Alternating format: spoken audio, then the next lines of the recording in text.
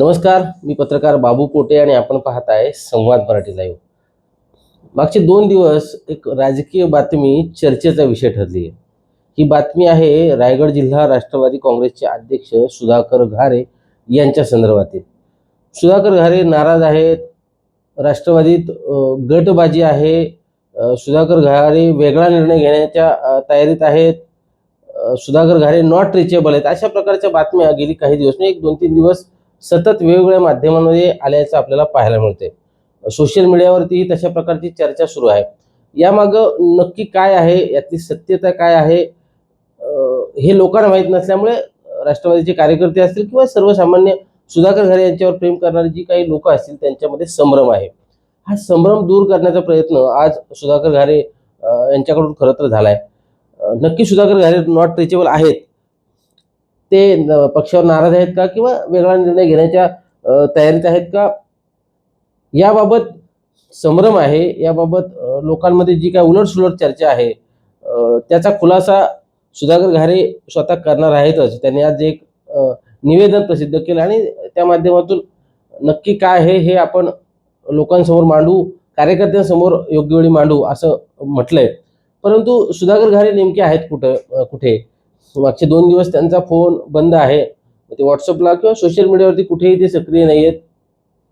त्यांचे दोन्ही number switch off लागत आहेत. मग सुधाकर घारे नेमके कुठे गेलेत? नक्की त्यांचं काय बिनसलंय? सुधाकर घारे खरंच पक्षाच्या नेतृत्वावरती नाराज आहेत का? असे अनेक प्रश्न या निमित्ताने उभे राहतात. एक 3-4 दिवसापूर्वी खोपोलीत शिवसेनेची एक बैठक झाली आणि त्या बैठकीत विद्यमान आमदार महेंद्र थोरवे यांनी खासदार सुनील तटकरे जे राष्ट्रवादीचे प्रांताध्यक्ष सुद्धा आहेत त्यांच्यातली आणि आपल्यातली कटुता जी आहे किंवा जे काय राजकीय जो काय संघर्ष होता, राजकीय जे काय वैर होतं ते संपल्याचं जाहीर केलं. आणि याच्यापुढे कोणत्याही प्रकारची आमच्यामध्ये कटुता नसेल. शिवसेनेचे नेते राज्याचे उपमुख्यमंत्री एकनाथ शिंदे यांनी तशा प्रकारचे निर्देश किंवा तशा प्रकारचे आदेश दिल्याने आपण आपल्या बाजूने कोणत्याही प्रकारचे आरोप खासदार सुनील तटकरे यांच्यावरती किंवा तटकरे कुटुंबातील आदिती तटकरे असतील ज्या महिला आणि बालविकास मंत्री आहेत त्यांच्यावरती करणार नाही, अशा प्रकारची एक घोषणा किंवा अशा प्रकारचे एक स्टेटमेंट आमदार महेंद्र थोरवे यांनी दिलं. आणि त्यानंतर सुधाकर घारे नाराज असल्याच्या चर्चा खरं तर रंगू लागल्या. त्याच्यामागे कारणही तसंच आहे, कारण त्या चर्चाने एक आधार आहे. गेली 6-7 वर्ष म्हणजे मागची आता जी विधानसभेची निवडणूक झाली ती असेल किंवा त्याच्या मागचा काही काळ असेल, कर्जत आणि खालापूरमध्ये राष्ट्रवादीत मोठा संघर्ष राहिला आहे. म्हणजे माजी आमदार सुरेश लाड भाजपच्या वाटे म्हणजे भाजपवासी झाल्यानंतर सुधाकर घारे यांनी कर्जत खालापूरच्या नेतृत्वाची धुरा हातात घेतली आणि संघटन एक मोठं उभं केलं. मागची निवडणूक विधानसभेची त्यांना पक्षाने उमेदवारी दिली नाही, त्यामुळे ते अपक्ष लढले आणि अगदी किरकोळ म्हणजे 5-5.5 हजार मतांनी ते पराभूत झाले. त्यामुळे एक राजकीय संघर्ष राज्यात किंवा देशात जरी शिवसेना आणि राष्ट्रवादी एकत्र असले तरी कर्जत खालापूरमध्ये मात्र या 2 पक्षांमध्ये राजकीय संघर्ष सुधाकर घारे आणि महेंद्र थोरवेंमध्ये राजकीय जे काय वैर आहे ते असल्याचं आपल्याला पाहायला मिळते. आणि त्यातूनच सुनील तटकरे आणि जर का महेंद्र थोरवे एकत्र येणार असतील तर मग आपलं काय, आपलं भवितव्य काय, भविष्यात आपल्याला विधानसभेची निवडणूक लढवायची, आपलं काय होईल, हा प्रश्न मनात आल्यामुळे सुधाकर घारे नाराज आहेत आणि सुधाकर घारे नॉट रिचेबल झाले. सुधाकर घारे भाजपत जातील अशी शक्यता. अशा ज्या काही चर्चा किंवा ज्या काही कपोकल्पित ज्या काही गोष्टी समोर आणल्या जात आहेत त्यात किती तथ्य आहे हे आगामी काळात स्पष्ट होईलच. परंतु सुधाकर घारे यांनी एक आज निवेदन प्रसिद्ध केले ज्याच्यामध्ये त्यांनी स्पष्टपणे म्हटले त्यांच्यावर एक छोटीशी शस्त्रक्रिया झाली आहे. शस्त्रक्रिया झालेली असल्यामुळे त्यांनी आपला फोन बंद ठेवला आहे आणि फोन बंद असल्यामुळे ते नॉट रिचेबल आहेत. आता त्यांच्या जवळची जी काही मंडळी आहेत त्यांना सुधाकर घारे नेमकी कुठे ते माहिती आहे, जवळच्या प्रमुख पदाधिकाऱ्यांना ते कुठे ते माहिती आहे. परंतु माध्यमांमध्ये उलटसुलट बातम्या येत असल्यामुळे एक प्रकारचं संभ्रमाचं वातावरण कर्जत खालापूरमध्ये तर झालेलं आहेच, परंतु कर्जत खालापूरच्या बाहेर जे राष्ट्रवादीचे कार्यकर्ते त्यांच्यामध्ये सुद्धा संभ्रमाचं वातावरण निर्माण झालंय.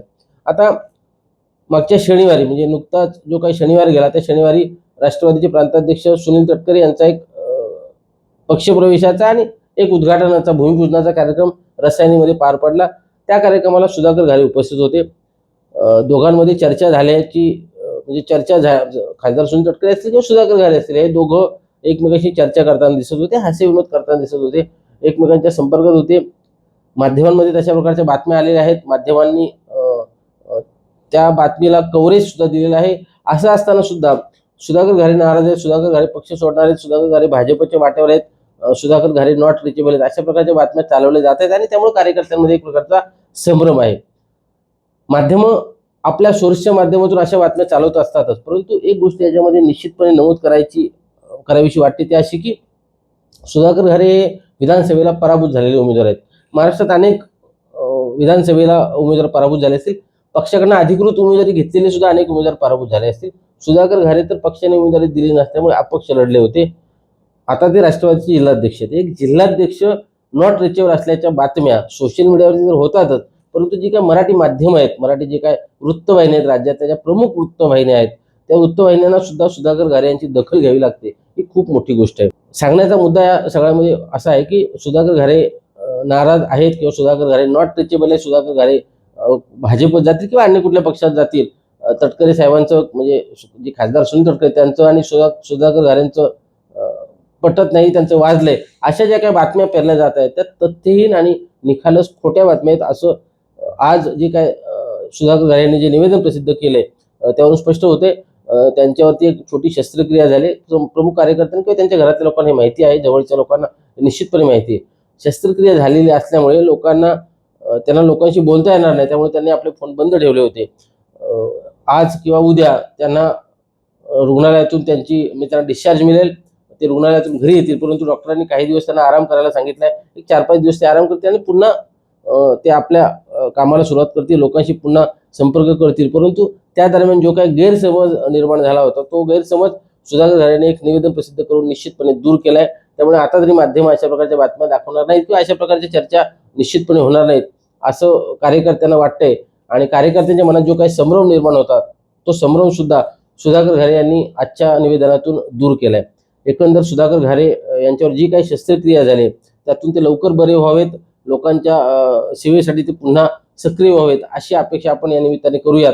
आणि कार्यकर्त्यांनी कोणताही संभ्रम मनात ठेवू नये अशा प्रकारचं जे आवाहन सुधाकर घारे यांनी केलंय, त्या आवाहनाला प्रतिसाद देऊन कार्यकर्त्यांनी जोमाने काम करावं अशी अपेक्षा व्यक्त करून सुधाकर घारे यांच्या चांगल्या आरोग्यासाठी त्यांनी लवकर बरे व्हावेत यासाठी शुभेच्छा देऊन आपण या ठिकाणी थांबतोय. हा व्हिडिओ आपल्याला कसा वाटला निश्चितपणे सांगा. आमच्या व्हिडिओला लाईक करा, कमेंट करा, आपल्या प्रतिक्रिया निश्चितपणे द्या. धन्यवाद.